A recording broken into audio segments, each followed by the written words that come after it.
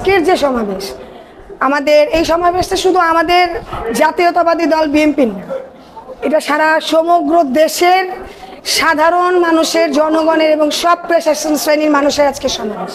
এবং এই সমাবেশ আমাদের বিজয়ের সমাবেশ, এই সমাবেশ আমাদের উল্লাসের সমাবেশ।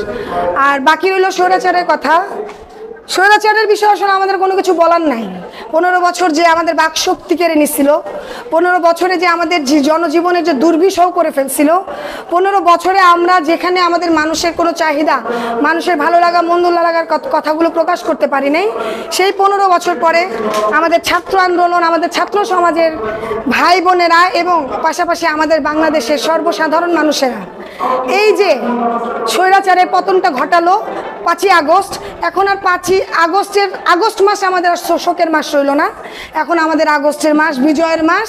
এবং আমরা 16 ডিসেম্বরের সাথে সাথে আমরা 5ই আগস্ট আমরা সম্মিলিতভাবে সামনের বছর থেকে ইনশাল্লাহ আমাদের বিজয়ের মাস হিসেবে আমরা উদযাপন করব।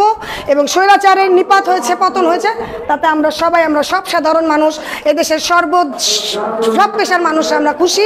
এবং আমরা একটা কথাই বলতে চাই, আমরা ভালো থাকতে চাই, এদেশের মানুষ ভালো থাকুক, এদেশের সাধারণ মানুষরা ভালো থাকুক, নিম্ন শ্রেণীর মানুষ, মধ্য শ্রেণীর মানুষ যারাই আছে, সব পেশা শ্রেণীর মানুষ একত্রিত মানবতায়, ভালোবাসায় বেঁচে থাকুক, ভালোবাসায় ভালো থাকুক। পড়ার আসলে কোনো সুযোগই নাই।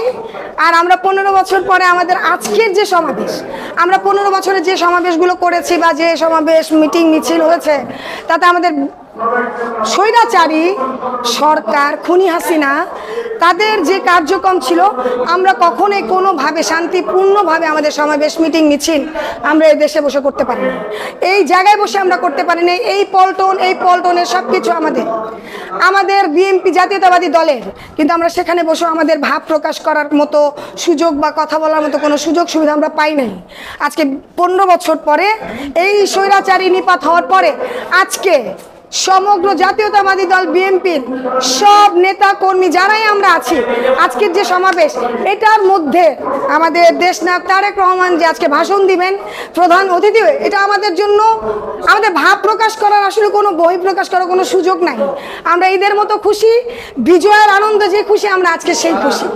আমরা চাই তারেক রহমান আমাদের দেশনায়ক, তারুণ্যের অহংকার, বীরের বেশে বাংলাদেশে ফিরে আসুক।